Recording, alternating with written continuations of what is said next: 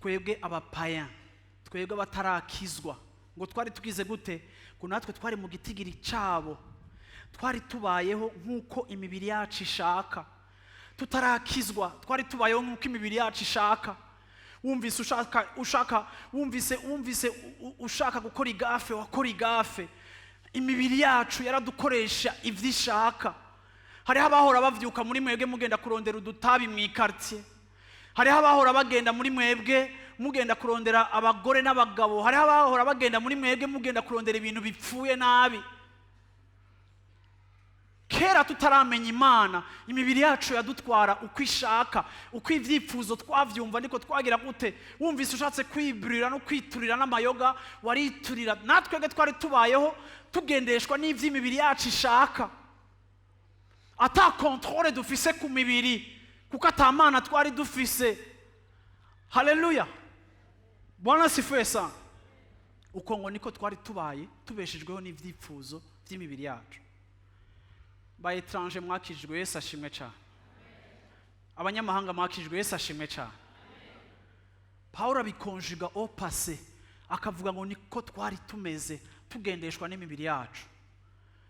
Kuri uyu munsi wa Pasika ndabipfuriza ico Pasika isobanura, ko gicika realite mu buzima bwawe. Aho uzoshika ahantu mu buzima bwawe ntubugitwagwa n'ivyifuzo vy'umubiri.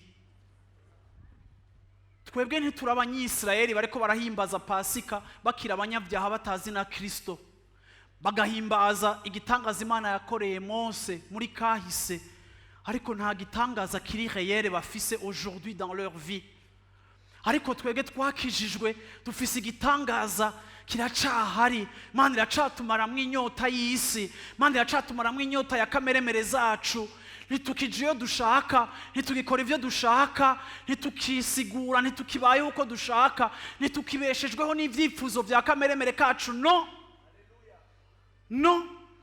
Iyi Pasika turiko turahimbaza yarabaye realite mu buzima bwawe. Nimba nawe ibi bintu Paulo avuga ubivuga muri kahise uti sinkigirongogwa n'ivyifuzo vya kameremere.